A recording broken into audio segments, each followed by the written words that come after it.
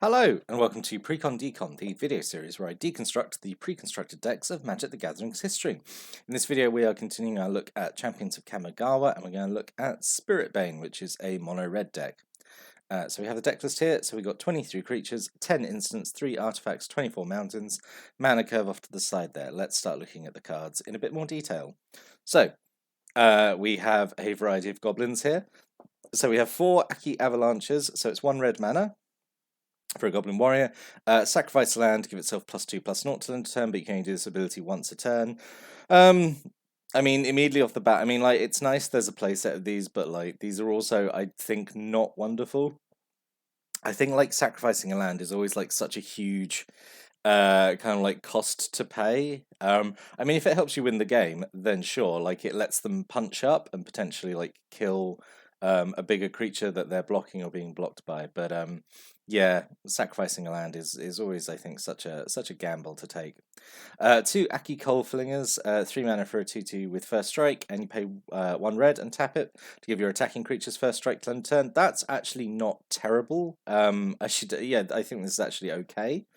Yeah, not much more to say about that. I think it's decently costed for its stats, like a 2/2 with first strike for 3 was fine at the time. And that ability to give your other creatures first strike, yeah, like, it's all your creatures, it's not just a particular creature. Yeah, like, actually, yeah, pretty solid, I think, Aki Coldflinger. And then 3 Aki Rock Speakers, 2 mana for a 1/1. When it comes to play, add 1 red to your mana pool. I'm sure this probably has some combo potential, just the fact that when it comes into play, it gives you mana. But there's no way in this deck to actually, like, benefit from that. So, I mean, really, this is just a 1/1 for 1 with extra steps, honestly. Worse, actually, because this is a time when mana burn still exists. So if you cast this and you didn't have a place to put that extra 1 red mana, like, I don't know, you might cast this because you just need something on the board, and you can't spend that 1 red mana anywhere. Like, yeah, that would you would take damage, because that's what mana burn was. If you didn't spend all your mana, you took damage. And then we have some Samurai. So Samurai, obviously a big thing in Kamigawa. This is the first deck we're looking at which has some Samurai, which is pretty fun.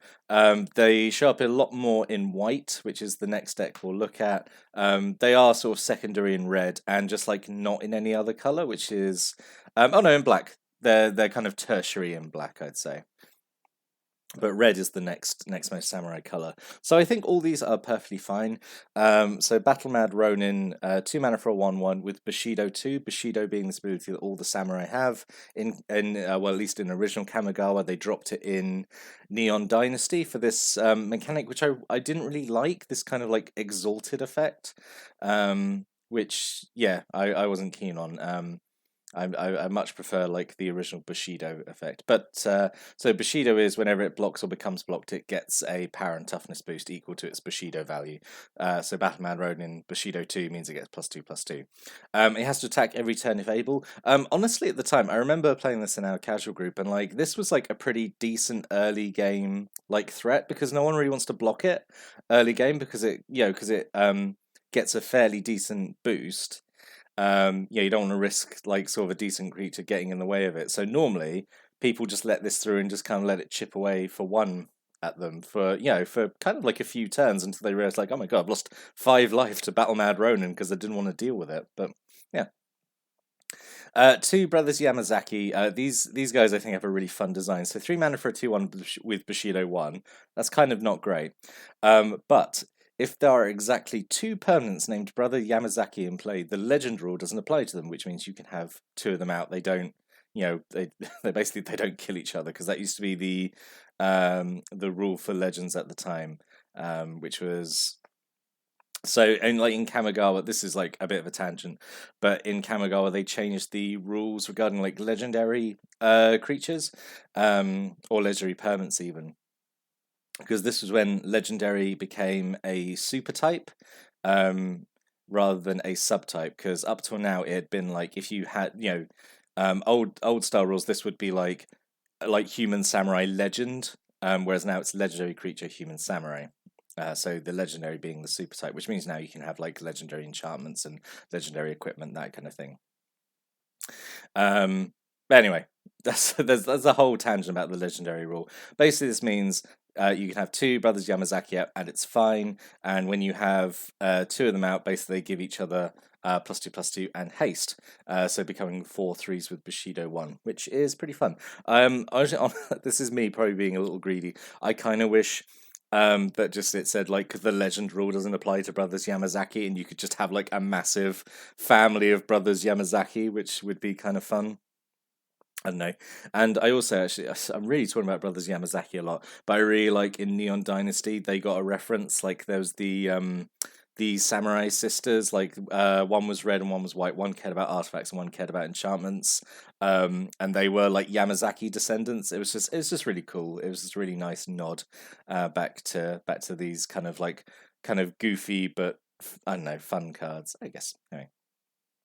Moving on, Ronin Houndmaster, 3 mana for a 2/2 with haste, Bushido 1. Yeah, perfectly fine. Perfectly fine card. All these samurai are pretty good. So now we have a bunch of shamans, and I guess now we get to what the theme of the deck is actually meant to be, because up to now you'd think it'd be like, oh, okay, kind of like red aggro, I guess. I mean, it's sort of that, but really it's not, because, well, I mean, in practice it would be, but I think this is the theme it was trying to do, and I think honestly failing. So, we have Frostwielder, who's 4 mana for a 1/2. Taps to do 1 damage to target creature or player. So a little expensive for a Tim. It's like 1 extra over like Prodigal Sorcerer or Prodigal Pyromancer or whatever. But you get an extra point of toughness. And if a creature dealt damage by Frostwielder this turn would be put into a graveyard, it gets exiled instead, which is a theme amongst the other two shamans here. So the theme was, so this deck being called Spiritbane is, so if you remember from the Kami Reborn deck we looked at, quite a lot of spirits had this ability called Soul Shift, which was when they died, you got to get a spirit back from your graveyard back into your hand. So all these guys, the spirits don't go into the graveyard, enabling the return. They get exiled instead, so they never hit the graveyard and their ability doesn't trigger. I don't know if it was if it's an ability worth like designing cards around to counter it at all. Honestly, but they really leaned into it, I think. So 3 Frostwheel, like Frostwheel by itself, I think is fine. So one of the resin deck is Kumano, Master Yamabushi, who's 5 mana for a 4/4. 1 colours and 1 red to do 1 damage to target creature or player, and he's got the exile ability. Kumano, I think, is perfectly fine. Like 5 mana for a 4/4 with kind of a repeatable ping ability. Like he doesn't need to tap to do it. He's like perfectly solid. I think he's a good rare for the deck. And then Kumano's pupils, these are not great. So 5 mana for a 3/3, and they have like the exile ability of a creature, but they have no ping ability, so they have to like do damage to something in combat. Yeah, it's just such a like a weirdly narrow niche ability, like to try and push as a theme. Like, haha, the creatures you kill will get exiled instead, and like yeah, I just don't feel like it matters too much. I don't know, especially you've only got 6 cards that do it. I don't know. So that was all the creatures. Let's move on. So we have 2 Blind with Anger. This is pretty good. I used to really like Blind with Anger.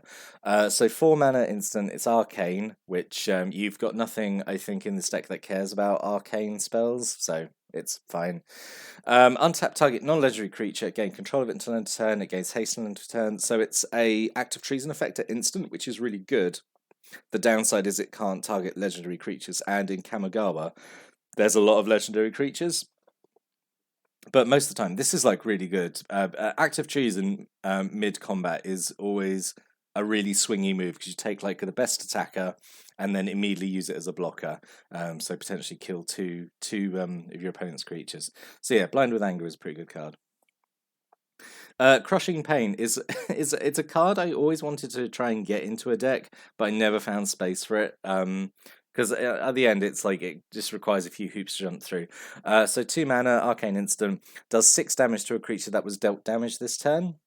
So I mean, like that's a fairly good chunk of damage, and you have got ways of sort of setting it up with you've got like some ping abilities and stuff. But yeah, I don't know. I think it's okay. I kind of like this. I don't really see this much anymore. But like there is a kind of a small history of red cards that do this. Like if something's already taken damage, you can keep doing extra damage to it with you do more damage for like a reduced cost. But the downside being you have to kind of set it up first. But I like it. I think it's a fun design. This I don't think is a fun design. Hanabi Blast. So 3 mana. Instant does 2 damage to target creature or player. So that's very expensive. Firstly, 3 mana just to do 2 damage. And then Hanabi Blast goes back to your hand, and then you discard a card at random, which it's just super bad, isn't it? If it was like you may return Hanabi Blast, and if you do, would discard a card random, fine. It's the fact you have to do it. And like random discard is always like so horrible to do. There's a chance you discard like your best card or whatever, and like it just feels bad, or like you don't want to risk it, so you hold on to the spell and you never cast it because you don't want to risk discarding your best card, making this essentially dead weight. So yeah, I don't like Hanabi Blast at all. Could have been made like at least tolerable by just having you may return instead, but oh well. And then we have a single sideswipe, 2 mana instant. You can change the target of an arcane spell. So very, very, very niche ability. I suppose it plays into this theme of being against the spirits, because the arcane spells are meant to represent like spirit magic. But it's very niche effect, I think. I'm not saying it wouldn't be useful at the right time. It just, I just feel like most of the time this would be sort of sitting in the hand, kind of dead. 3 Yamabushi's Flame. This is not dreadful. So 3 mana instant does 3 damage to a creature or player, and if a creature is dealt damage this way, it gets exiled. So that's not terrible. That's okay. I think this is almost exactly the same as Carbonize from Scourge, and that was a good card. So yeah, Yamabushi's Flame is all right. And like honestly, at the time, it was the best we had because like because Lightning Bolt wasn't a thing. I suppose we had Incinerate. Incinerate was okay. But yeah, Yamabushi's Flame was alright. So the other rare of the deck is Kusarigama, which is actually an okay piece of equipment. So 3 mana equipment. Equipped creature has 2. This creature gets +1/+0 on a turn, so kind of like a fire-breathing ability. And whenever it deals damage to a blocking creature, Kusarigama deals then that much damage to every other creature. So the idea is like, I guess the equipped creature hits the blocking creature and then swings like the Kusarigama around, hits everything else, which is like a cool, like, it's a good way of conveying what it is and what it does. So yeah, like potentially like pretty good, but I think this just means like your opponent just wouldn't block it. But I mean, I suppose that's fine then. Then it's a good deterrent because then you would just put your mana into pumping up. So yeah, Kusarigama I think is a pretty fun piece of equipment. And then 2 Nodachis, 2 mana, equipment, equipped creature gets +2/+0 and has first strike, equip 3. Again, like perfectly fine. It's obviously a little expensive to equip, but like +2/+0 and first strike does make most things like an immediate threat. So yeah, I think Nodachi is perfectly fine as a piece of equipment. So what could have been? So I don't know. Like, I think this deck would have benefited from having some blue in it, honestly. Because if you wanted to lean into this kind of like mortals versus the spirits, like, oh, we're gonna really screw over the spirits. We're gonna have a bunch of anti-spirit cards. Blue honestly had like some good effects for that. You had Cut the Tethers, which returns basically all spirits back to opponent's hand unless they pay a cost. Field of Reality makes it so the enchanted creature can't be blocked by spirits. Hisoka's Defiance counters a spirit or arcane spell. Uyo is just here as a potential alternate rare. I think Kumano is a good rare. I think Kumano makes sense in this deck. The Kusarigama is fun, but I don't think it's really on theme as much. Uyo might have just been fun, just because she lets you copy instant sorcery spells. That might have been kind of fun, I guess. And then just a few other red spells. Uncontrollable Angle is just an aura that gives a power and toughness boost, which is okay.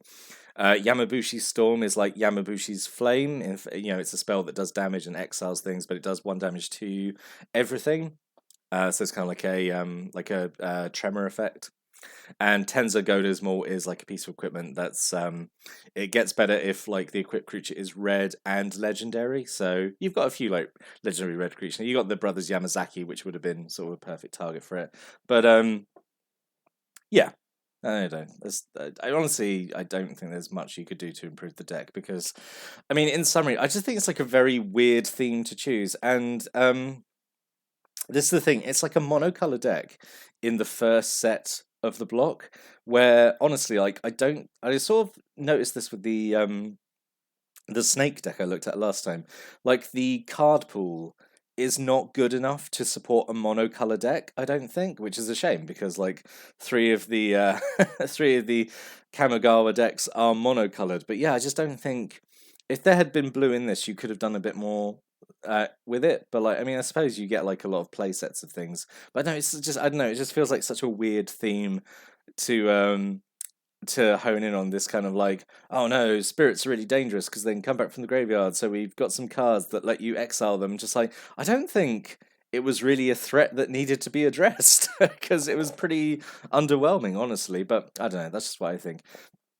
So overall, I think it's kind of boring. I think it's a little weak, honestly. I generally think it would have been a kind of a struggle to win games with this, as is, playing it out of the box. But I know that's just how it looks to me on paper. What did you think of the deck after seeing it? Did you have this deck? Did you play it? What was your experience with it? Did you make any changes to it? I'd really like to know. So stick a comment below. I'd like to hear people's stories and opinions. But I'll be back next time. I'm going to look at the last Kamigawa theme deck. But until then, thank you for watching and listening, and have a great day.